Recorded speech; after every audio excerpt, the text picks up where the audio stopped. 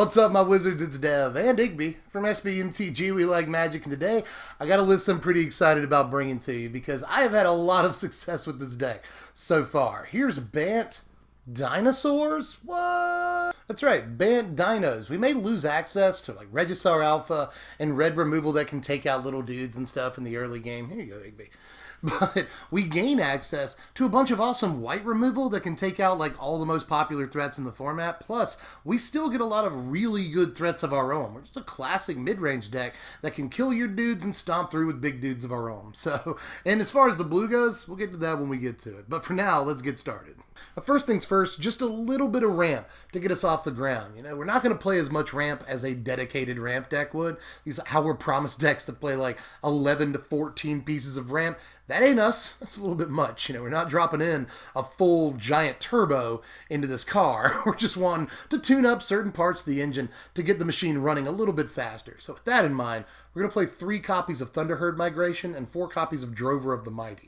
I think you can make a pretty convincing argument that these are the 2 best mana ramping cards in all of Standard right now. You know, they both only cost 2 mana, which is about as cheap as it gets as far as ramping in Standard for the last couple of years. And they both fix whatever color mana you might need at the time, you know, and they both cast whatever you want, not just dinosaurs. You can't say that about every dinosaur ramp card right now. So these both have a lot of things going for them. Again, I think they're just the 2 best ramp cards in the whole meta. But they have advantages and disadvantages of their own. You know, Drover can attack for 3, block when you need it to. Migration can't do that, but Migration also can't be fatal pushed. So, you know, there's ins and outs here, but both of these cards are fantastic. And although, again, I don't want to play all the ramp in the world, these are great ways to get a game started. Now, of course, with only 7 ramp pieces, you can't always rely on just being able to like skip straight to playing 4 drops on turn 3. You can a good percentage of the time, but not always. So we got to play some 3 drops, right? Good news is, though, that both green and white have incredible dinosaurs in the 3-drop slot. So we're going to play 3 copies of Kinjali's Sunwing and 2 copies of Deathgorge Scavenger. Now, I will say this about the numbers real quick. If you're experiencing a lot of, you know, Godfair's Gift decks or other graveyardy decks in your local meta, then yeah, switch these numbers. Deathgorge should probably be the 3 of, but Sunwing, you know, I've been running up against a lot of mono-red aggro decks and other aggro, but mostly mono-red, and Sunwing is great against those decks. This basically just like neuters a lot of mono-red creatures. You know, it takes away the haste from Hazoret, an On-Crop Crasher, an Earthshaker Kenra, and even Glorybringer after boards. And that can be really, really, really relevant, you know, for a lot of different reasons.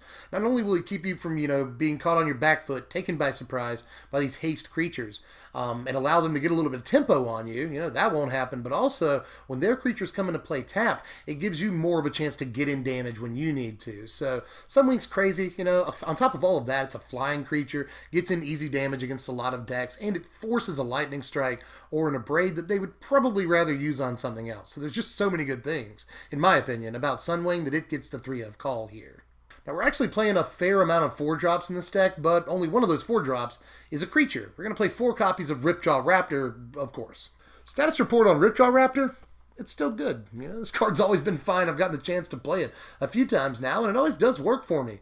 You know, 5 toughness is actually a pretty important threshold in this format full of, you know, Godfair's Gift tokens and Scarab God tokens and stuff. You know, clearing 4 toughness is very important right now, and having 4 power is equally as important against some decks, you know. So, got that going for us. Not to mention, this thing will usually draw us a card or more even over the course of a game, and that's exactly what you want in a mid-range deck like this. You know, you don't want to run out of gas late, and if Ripjaw can draw you a card or 2, you're in fantastic condition. This card attacks well, it blocks well. Just the card has still done tons of work and is incredibly good against red decks of all stripes, which there are a ton of right now. And anytime red is a popular color in the format, Ripjaw gets a little bit better. Now, one of the reasons that I was most excited about dropping red and just going green-white in this deck was because we get to play Trapjaw Tyrant in the 5-drop slot. I'm going to play 3 copies of this. It's real good. And the reasoning bears out. This card has actually been fantastic for me so far. You know, you have to protect it. We got a couple of ways of doing that, both in the main and the sideboard, because you really don't want it to get Vraska's Contempted or Hour of Devastation or whatever. You know, you don't want to lose it and then get 2 dudes back. But the more things that it eats, the better it gets, you know. You're just getting pure card advantage at that point. It's already card advantage as soon as it gets enraged, you know.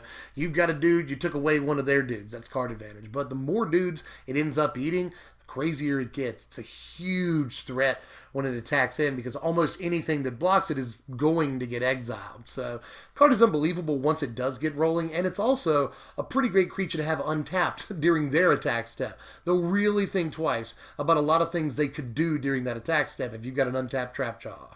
But moving on, you know, we have to play a couple of copies of Carnage Tyrant.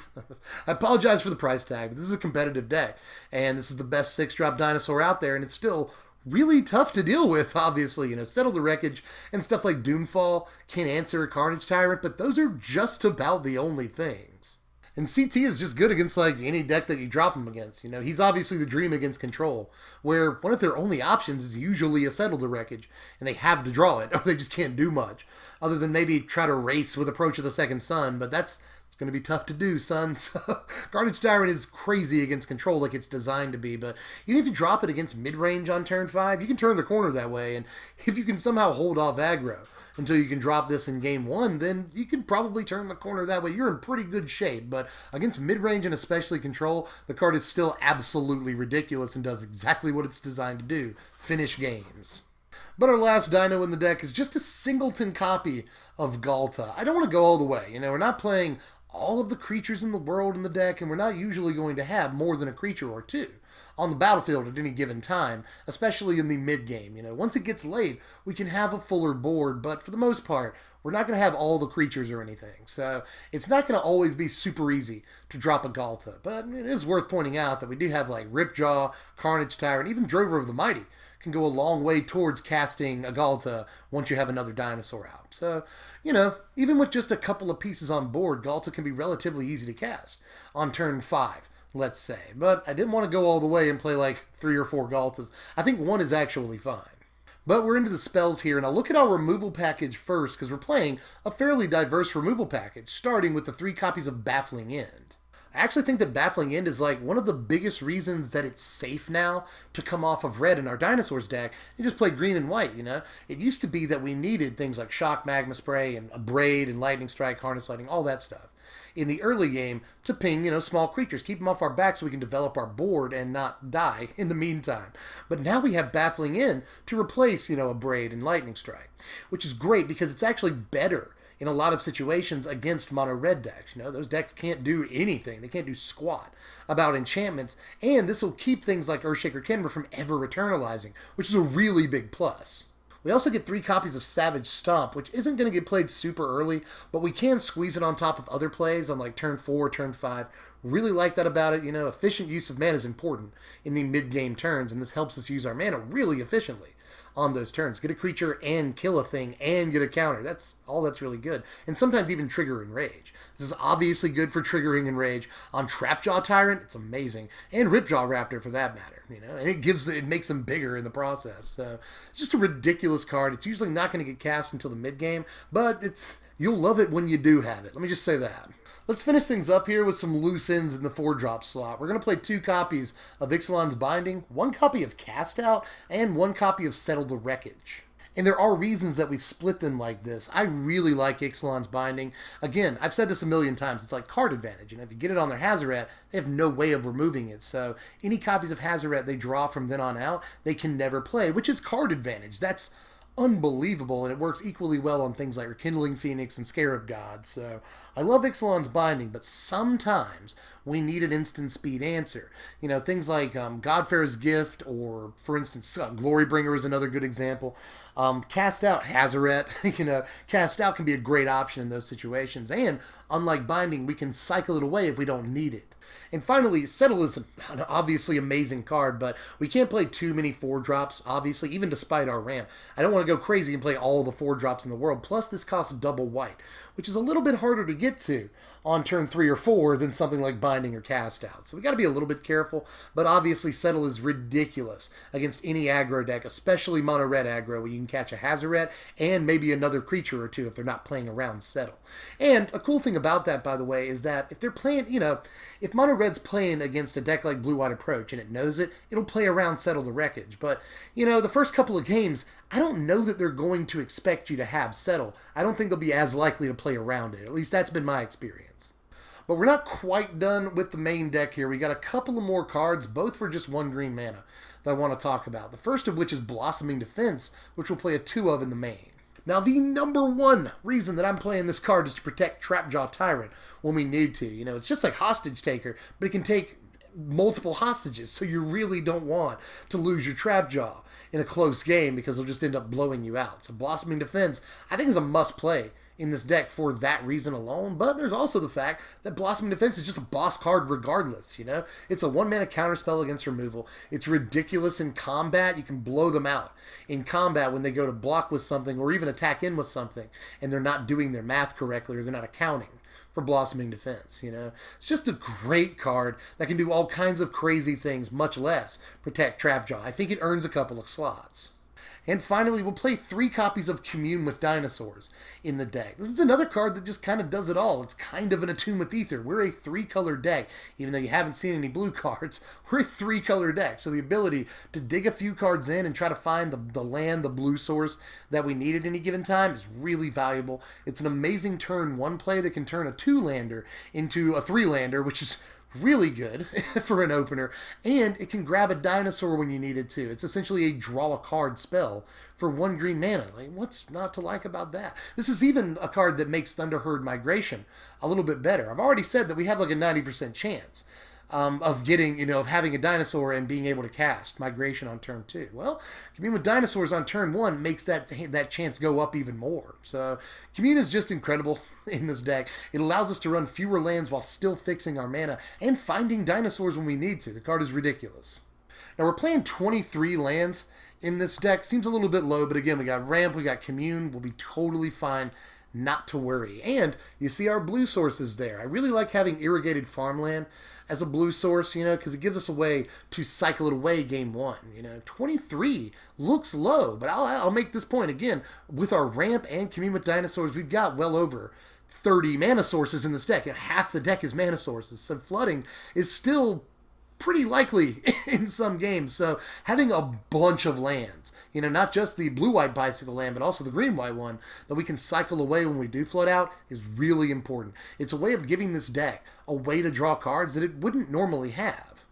Let's check out the sideboard here, and I'll break it all down in terms of what we're looking to combat. One of our worst matchups is really, really fast aggro. We have some tools in the main deck, like Baffling End, Kinjali Sunwing, but we do have to shore up that matchup in games 2 and 3. So we're going to play Authority of the Consoles at a 3 of, 2 Slash of Talons, believe it or not, and another copy of Settle the Wreckage.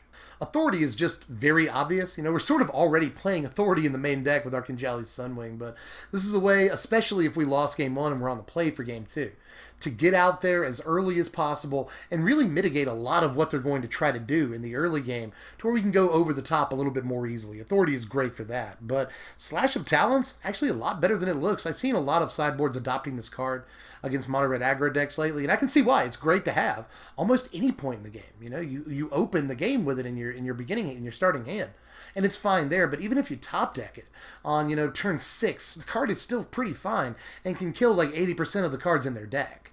I'm also playing Awakening Sun's Avatar. I wouldn't advise putting this in against like hardline aggro decks or anything, but against other mid-range decks, this is a fantastic card. You know, the Red-Green Monsters deck, even the Grixis mid-range energy deck, that's not so much a control deck as it is a creature-based deck. This card is very good against because it's very likely that you'll get to actually be able to play it. You know, with just a ramp element or 2, you can play this card fairly easily, and it can just win the game outright for you. There's also a copy of Thrashing Brontodon. We do already have some answers for decks that play a lot of artifacts or enchantments. You know, we can always just Binding their Binding. That happens, you know. Or we can Ixalan's Binding or cast out their Godfarer's Gift, whatever. But I want to have some more answers to those decks. You know, having something like Thrashing Brontodon is just an easy way to take out GPGs when you run into them, or even Heart of Kiran's if you really need to. And it's a good creature in its own right, you know. 3 mana for 3/4 is not bad stats. So we will carry a couple of copies of Brontodon. I think it'd be wrong not to. But finally, we have to beat Control, too, because that can be a tough game 1 as well.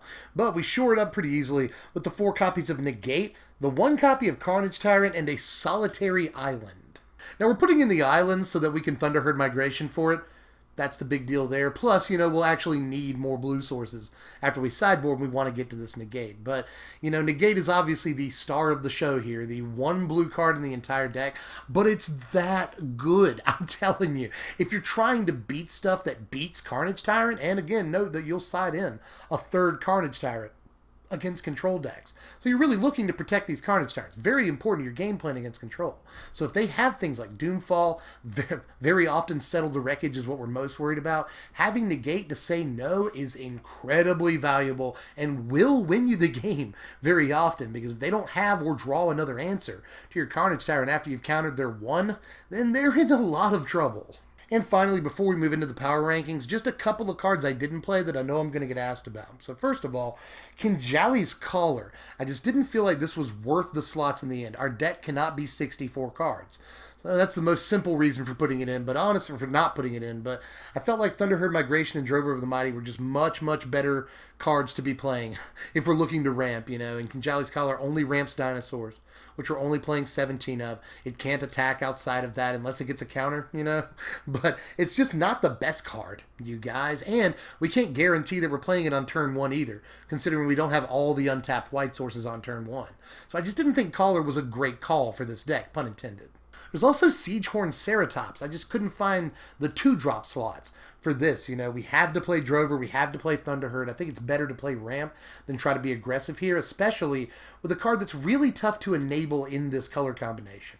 If we're playing red in this deck as well, and we're just trying to strictly to enrage dinosaurs, then yeah, Siegehorn Ceratops would be a great 2-drop, but I think the Ramp and the Baffling Ends are just better things to be doing on turn 2. There's also Wayward Swordtooth. We're not really trying to turn on Ascend in this deck. It's very, very difficult to. So Wayward Swordtooth was bad for that reason. And also, with only 23 lands, we'll usually only get an extra land drop out of Swordtooth like one time. So it's just not worth the mana. It's really good in long games where it will become a 5/5, but it's not necessarily worth skipping your turn 3 for. And finally, as far as dinosaurs I didn't play, there's Temple Altasaur. Again, I just felt like Trapjaw was a better 5-drop, and we can't play all the 5-drops. So if we're going to play any of them, I think that Trapjaw is the better one, although I could see a sneaky one of Altasaur either in the main or the side. And here are your power rankings right here. A final score of 66, pretty competitive score, and I really, really have enjoyed playing with this deck. Again, had a lot of success with this thing. It can pull off wins. It's just a classic mid-range kind of rock-type deck that has a lot of really good removal options. All of our removal options, save for maybe Baffling Int, can take out all of the most important creatures and threats in this format, even non-creature threats in this format. It's really good to have exile-based removal for all of them. That's awesome. I would argue white removal is better than red removal in some ways in this sort of mid-rangey format. And even if it's not a mid-rangey format, we're still based around creatures like Hazoret, Scarab God, Rekindling Phoenix, all of which these white removal pieces are amazing against. But not only do we get all that awesome removal, we get these crazy threats. Trapjaw Tyrant is both removal and a huge threat, not to mention Carnage Tyrant, which is just like an instant, you gotta do something about this kind of card. So we get crazy threats. We get crazy removal, and we get a great range of options in our sideboard. This sideboard is one of the strongest sideboards I feel like I've built in a while, I do think it's worth it. I know people are questioning this, but I do think it's worth it to add blue to the deck and play those 4 copies of Negate in the sideboard. Usually we would have some problems against control, but Negate really helps out those issues. In the meantime, though, we would usually have some issues against really fast aggro decks, but a lot of our white cards in the sideboard help mitigate those problems. So after boards, we've got really good game against just about any deck we could possibly come up with, and there's not a whole lot of decks that you can say that about. Now, if you're interested in building this deck, and I hope you are, I hope you at least proxy this deck up and try it out, because I'm telling you, this deck is real. But if you're interested in trying it out, check the very first link in the description box down there below me. Just click show more. It'll open up a whole world of links and stuff. The very first one is going to be a link over to my sponsor, TCG Player. I'm going to say it crazier every time. My sponsor, TCG Player, they're good folks, and they're where you'll get this deck for the cheapest. It's not super cheap or anything. It's about $185. to put this list together. But on other sites, it's like $250 to put this list together. So trust my boys and girls over at the Mtg Player to put this deck together for you. Click the link in the description and check it out. But with that, I am tapped out, brothers and sisters. Make sure you drop me a line in the comments section. Let me know how you felt about this. Like the video if you enjoyed the video, and subscribe if you're new, or if you just haven't if you haven't done that, and hit the bell for notifications. It's time to subscribe, guys. I'm trying to get to 100 so bad. So help me out. Subscribe to the channel. Follow me on Twitter at SBMTGDev, or kick me $1 of your hard-earned money on the patreon.com/SBMTG. Link in the description if you want to do that. $1 a month. Not too bad. Buys you some information. About 24 hours before a video comes out, I'll let you know what that video is going to be. So you would have known yesterday that I was doing Bant Dinosaurs. That would be pretty hype. So throw me $1 a month on Patreon if you can, and I'll catch you cats later. I'm Deb from The Place. Thanks for watching, my wizards. Spread love and be kind.